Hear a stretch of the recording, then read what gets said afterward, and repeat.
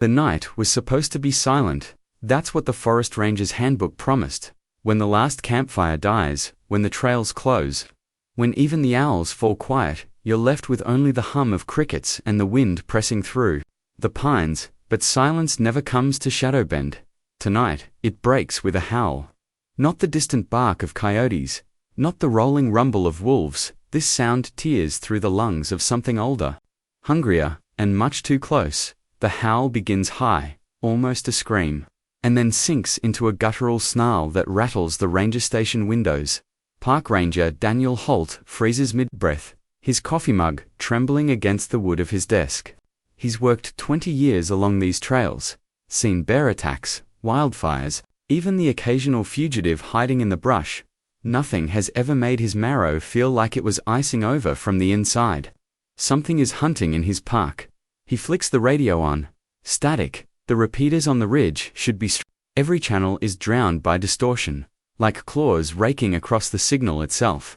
The generator hums, lights flickering once, then stabilizing. He steps outside, lantern in hand, the beam barely holding against the mist that clings to the tree line. The ranger tower looms above him, its dark windows staring like blind eyes. Another howl, louder now, closer. Daniel feels it vibrate through his ribs, a resonance that feels intentional. He swears the sound isn't just hunting, it's calling. The handbook doesn't cover this. He steadies his lantern, breath clouding. It's just a wolf, he whispers, but wolves haven't lived in these woods for more than a century. And yet the claw marks he found last week on the maintenance shed were deeper than any cougar could carve. 3 gashes, each wide as his hand, ripped into treated timber like butter. He filed the report, but his supervisor only laughed. Tourists, with an axe, or maybe you, after a long night with whiskey. But Daniel knew better. He's been carrying the weight of that silence all week, the silence of knowing no one would believe him. Even if he dragged the beast in bleeding at his feet. His lantern flickers again, dimming. Through the fog, he sees them. 2 eyes, amber, reflective. Too high off the ground for any wolf, too steady for a deer. The gaze doesn't dart, doesn't blink, it locks, as if measuring him, weighing him. The mist swirls, parting just enough to outline a massive fur silhouette crouched at the tree line. Its shoulders roll with each breath, its claws flexing into the earth. Daniel swears he hears the pop of joints, the wet creak of bones shifting, half man, half beast. All nightmare, and it's not afraid of him. The lantern dies, darkness swallows him whole. Except for those amber eyes still burning against the trees. His hand scrambles for the revolver at his belt, fingers shaking, but before he can aim, before he can even breathe, the howl rises again, so loud, so near. It feels like the forest itself is screaming through its lungs. Daniel Holt has guarded these woods for decades. Tonight, the woods guard nothing. Tonight, they have given him over to the thing that hunts within them. The howl stops, silence rushes in. And for the first time in his life, Ranger Holt realizes the handbook was right. Silence is the most terrifying sound of all. If you felt the chill of that first howl, stay with you, subscribe before the night takes you. Morning comes, but the fear does not lift. The forest wears daylight like a mask, sunlight spilling through the canopy. Bird calls darting between branches, deer prints pressed into damp soil. But Daniel Holt feels none of the comfort these sights once gave him. Instead, every rustle of brush, every crow's call, feels rehearsed, like the woods are staging a play just for him. And behind the curtain, the real actors wait with claws and teeth. He logs the incident in the ranger ledger, careful not to sound unhinged. Audible howls, possible wolf activity near North Rim. Visual contact, 2 amber eyes, 6 feet off ground. Upright, he pauses, pen hovering. To admit more would invite ridicule. To admit less would leave him complicit in a lie. The radio crackles at last. Morning check-in. Holt, you alive out there? He almost laughs. Alive. The word feels heavier than it used to. He forces cheer into his voice, confirming his patrol. No mention of the eyes. No mention of the howl that felt like it came from inside his chest. Some truths are too raw to send over airwaves. He heads out on the North Rim Trail, boots crunching against gravel, rifle slung tight. Tourists aren't due until weekend, but the trails already feel trespassed, not by man, by something claiming the woods as its hunting ground, and then he sees its signs, a broken fence near the horse corral. Wooden slats splintered outward, as if something massive had barreled through. Tufts, of course, black-gray fur snagged on wire, and worse hoofprints gouged deep into the mud. Frantic circles where the animals tried to flee, but the tracks don't end in hooves. They end in something else, something longer, heavier, prints with a wolf's pad. Yes, but, with elongated toes splayed into the mud like twisted fingers, he kneels, tracing the shape with trembling gloves. These aren't tracks made by anything that belongs to nature as he knows it. These are the kind you find in the stories whispered around campfires. Stories he remembers from childhood. His grandfather used to tell them tales of the hollow wolves, beasts that walked upright, cursed men who traded their souls for power, doomed to stalk forests until their bloodline ended. Holt always thought they were just Appalachian ghost stories. But the prints in the mud say otherwise. He feels the weight of his grandfather's voice again, as clear as if the old man were crouched beside him. They don't howl at the moon, boy, they howl to each other, to tell the pack where the prey is hiding.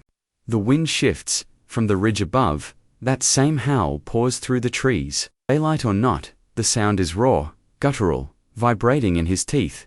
And this time there's more than one voice. First one, then another, answering from the south. Another, faint but distinct, from the western slope. Not one hunter, a pack.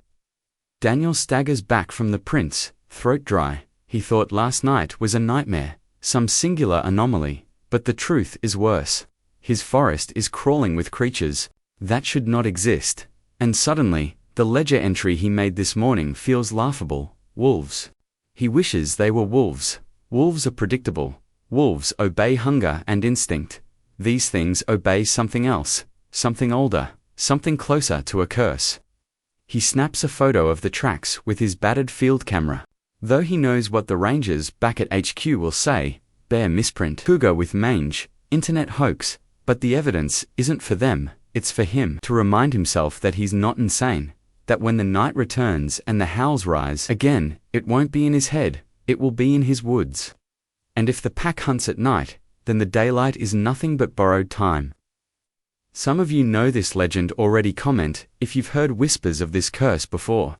By dusk, the forest no longer pretends, shadows lengthen into knives, slicing the last orange glow of day into ribbons that shiver across the trail.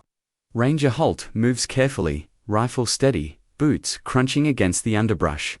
Every sound is too sharp, every silence is too deep. The air tastes wrong iron, ozone, something primal. He's smelled it before, years ago. Working cleanup after a lightning strike that killed a herd of deer, burned fur and blood, death lingering heavy in the lungs. He feels it before he hears it, a pressure in the air, a tremor beneath his boots. Then snap, branches fracture ahead, not the delicate pop of twigs under deer hooves. This is a tree limb, thick as his arm, broken like kindling, lantern raised. He catches the shimmer of eyes again, but this time, they're not watching, they're moving fast.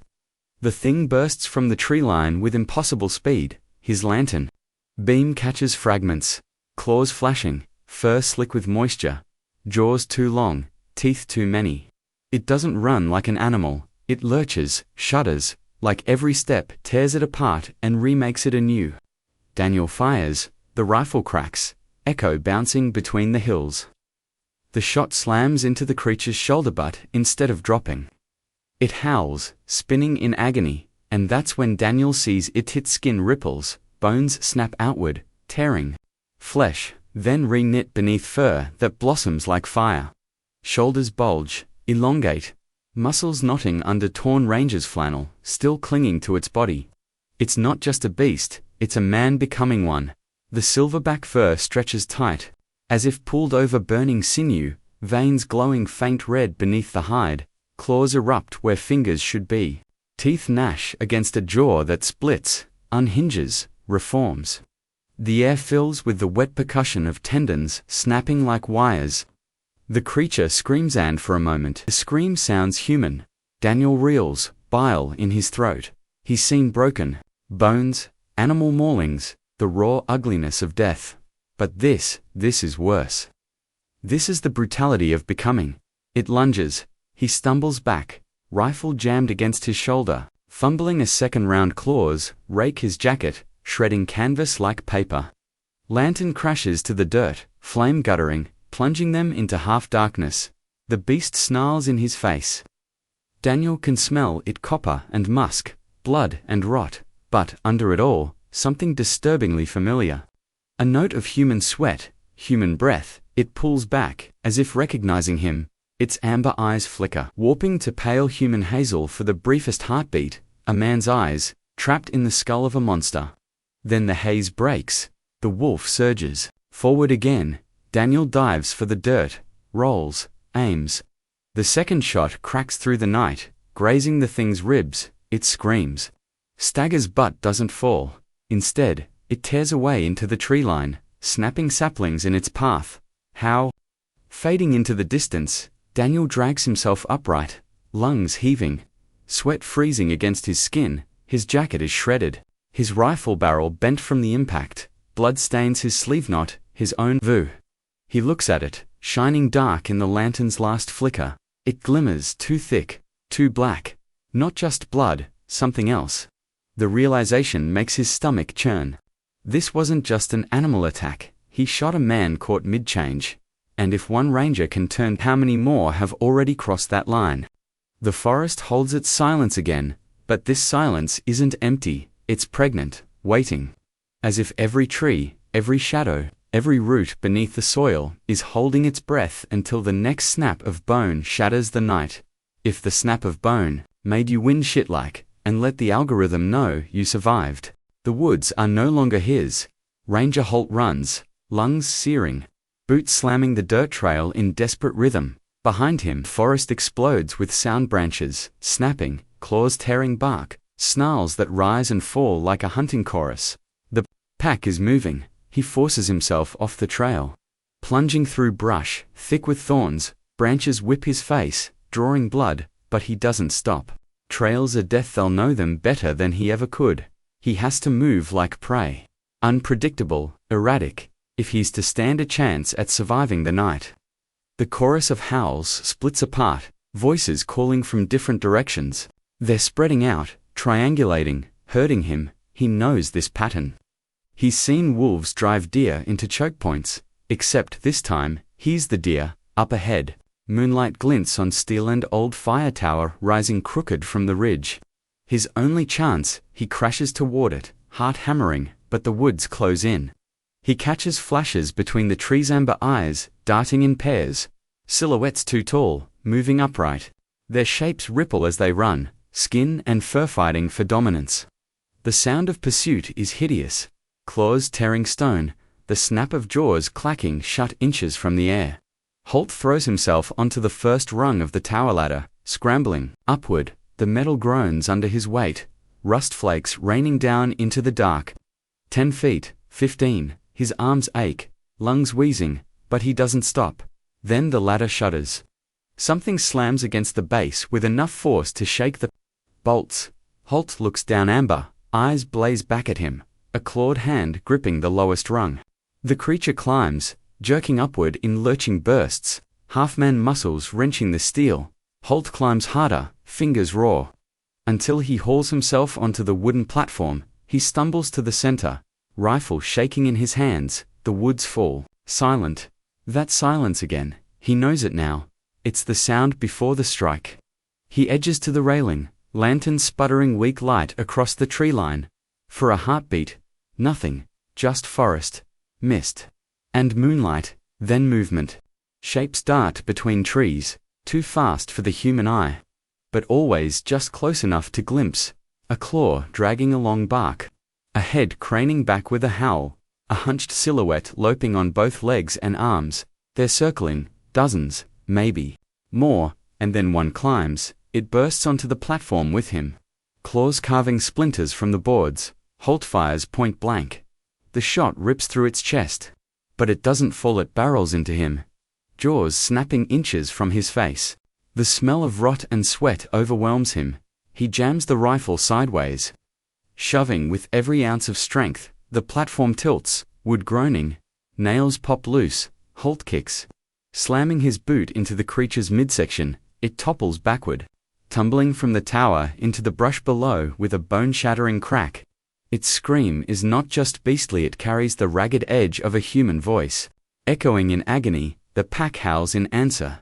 And Holt realizes his mistake. He didn't kill it. He just signaled his position. The tower sways as something else slams against the supports below. Then another. He feels the structure quake. Boards creaking. They're not climbing this time, they're tearing it down. He has minutes, maybe less. The lantern flickers, sputters out. Darkness wraps him again. He can only hear the claws against wood, the labored growls, the rush of movement. On all sides, his mind races. Where would you run? The river lies a mile east, steep, rocky terrain, nearly impassable at night. But it might slow them, if he can leap from the tower, crash through the brush, reach water before they close the circle. Maybe, or maybe he's already finished. Where would you run if glowing eyes stared through your window? Tell me below, I want to see who would survive. The river doesn't save him. Ranger Holt crashes through the thorns, lungs ripping, boots sliding on the damp slope, until he plunges knee-deep into black water. The cold bites him awake, but there's no comfort in it. The river runs shallow. This time of year, too shallow to hide him, too shallow to slow the pack. The howls don't stop. They answer each other, rising in a chain of sound that ricochets through the valley. He can't tell if they're hunting him, or calling something else. He staggers along the bank until the beam of his lantern, barely sputtering back to life, catches stone, not just stone, carvings half buried in moss, jagged rocks, stand upright in a crude circle, not natural. Each stone is carved with symbols, gouged deep spirals, runes, claw-like marks etched centuries ago. They shimmer faintly in the moonlight, as if remembering power long dormant. Holt stumbles closer. His breath fogs as he runs his hand across the grooves. And then the memories come back, not his own, but the stories his grandfather told. Stories he dismissed as folklore. The hollow wolves were never just animals. They were men cursed by oath, blood spilled on sacred ground. A pact broken, and the first howl was born. They hunted, not because they were hungry, but because the forest demanded it. They were the collectors of debt, hunting the living until the oath was paid in blood. He drops to his knees. The claw marks on the ranger shed, the amber eyes, the human scream hidden in the beast's throat. It all fits. This isn't random. It's not even predatory. It's ritual. The pack doesn't just haunt his woods. They belong to them. The air hums, low and vibrating, as if the stones themselves are awake. And for the first time, Holt realizes this circle isn't just a ruin, it's a boundary. Something was once contained here. And now, it's free. The mist thickens, curling into tendrils that snake through the stones. Shapes flicker in the fog, half-seen faces, eyes, weeping blood, the shadows of wolves loping endlessly in circles. Holt's chest tightens, his ribs aching as if invisible hands are squeezing them. The forest doesn't want him here. The stones don't want him here. He forces himself up, backing away, but then a voice. Not from the trees, not from the pack, from the stones themselves. A whisper threading between the runes. The debt is not paid. The debt is never paid. His blood freezes. He fumbles for his journal, hands shaking, sketching the runes with frantic strokes. If he doesn't survive, someone must know what's buried here. Someone must understand that the woods are bound not by wildlife management or fire breaks, but by promises older than America itself. Another howl splits the night. This one is closer, deeper, a sound that doesn't just pierce his ears, it rattles his bones. The stones answer, glowing faint red in the mist. The pack has found him. He snaps his journal shut, slings it into his coat, and grips the rifle tight. His heartbeat drums in his skull. He understands now. They are not chasing him because he is prey. They are chasing him because he has crossed into their memory, and memory is blood. Curses like this don't end. They echo. Subscribe, and join the archive before the next howl. The blood moon rises. It doesn't just hang in the sky, it bleeds into the forest. Drowning the trees in a crimson glow, every shadow sharpens. Every branch claws against the light, like skeletal fingers. The mist swirls thick and alive, as if the woods themselves are breathing. Ranger Holt stumbles back into the stone circle. Rifle clutched tight, his boots sink into the mud between the runes, now glowing faintly as though feeding on the moon's red fire. And then they come. The pack. Dozens of them, shapes shifting in and out of the fog. Some crawl on all fours, spines arching, heads lolling, teeth clicking. Others stand upright, muscles stretched taut under torn flesh. Jaws split wider than human bones should allow. Their howls blend into a single note, vibrating through the stones. Through Holt's marrow, the air pulses. The circle is no longer boundary, its altar. The largest steps forward. Its shoulders scrape tree branches, its fur black as coal and wet with moonlight. Its face contorts, snarling, but its eyes are human. Holt sees the recognition, the pain, the memory. He whispers, "Who were you?" The beast answers with a scream that is half human sob, half animal fury, and then it charges. Holt fires. The blast tears into its chest, spraying mist and blood. It staggers but doesn't stop. Claws slam against the stone. Sparks flying, another blast, another howl, until the rifle clicks empty. They're on him now. The circle erupts, in chaos, claws raking the earth, jaws snapping inches from his face, bodies slamming against him. He swings the rifle like a club, smashes a jaw, cracks a rib. But for every beast that falls, two more close in, and then the stones answer. The runes flare bright crimson. Blinding mist whips into a spiral, encasing Holt and the beasts. The ground shakes. For a moment, the pack falters, snarls wavering, eyes darting like frightened animals. Holt realizes the stones aren't just warning, they're remembering. This is where the curse began. This is where it feeds. He hears the whisper again. The debt is not paid. The debt is never paid. The pack surges, howls breaking into frenzy. Holt feels claws tear into his jacket. Teeth grazing his throat, he screams, slamming his knife into a creature's chest, ripping it free as blood gushes hot across his hands. But something is changing. The glow crawls up his arms, searing into his skin. His bones ache, his ribs shudder. Cracking, his breath comes out ragged, broken, carrying a growl beneath it. The curse isn't hunting him, it's choosing him. The largest beast slams into him again, snarling in his face. Its amber eyes flare bright, and in that glow Holt sees his reflection not as he is, but as he's becoming, jaw distorting, fingers lengthening, his own eyes burning gold. The pack isn't here to kill him, they're here to welcome him. He screams in denial, but the scream twists halfway into a howl that tears from his chest. The sound shakes the stones, rattles the sky, echoes through the entire valley. The pack answers, and in that moment, Holt knows the truth. The forest does not lose rangers to wolves, it makes them. This isn't the last transformation. The next one is worse. Follow the howl to the story waiting on screen. Dawn creeps in, but it does not banish the night. The blood moon has set, swallowed by the horizon. But its scar remains across the sky, faint red haze that refuses to lift. The forest lies hushed, broken branches littering the earth, mist still clinging to the hollow where the stones stand, and Ranger Daniel Holt is gone. Not dead, not alive, something else. At the edge of the river, footprints trail through the mud, first boots, deep and staggering, then bare feet, larger, warped, pressed with clawed toes. They vanish into the tree line, where the undergrowth bends and breaks, as though a beast larger than any wolf forced its way through. The ranger station sits silent, its lanterns burned out, the logbook still open on the desk, his last entry scrawled in shaky hand. The debt is never paid. The radio crackles faintly, a voice on the other end calling his name again and again, but there is no answer, only silence. And yet, silence does not mean peace, because high in the pines, a new howl rises. It does not belong to the pack Holt hunted last night. It does not belong to the man he once was. It is something in between, half familiar, half monstrous. The sound rolls through the valley, shaking the glass in cabin windows, rattling the breath in the lungs of those who hear it. Campers stir in their tents, hearts racing without knowing why. Farmers pause in their fields, tools slipping from their hands, and deep in town, where the old folks still whisper about the hollow wolves, a grandmother turns pale, closing her curtains tight. She remembers the forest has claimed another.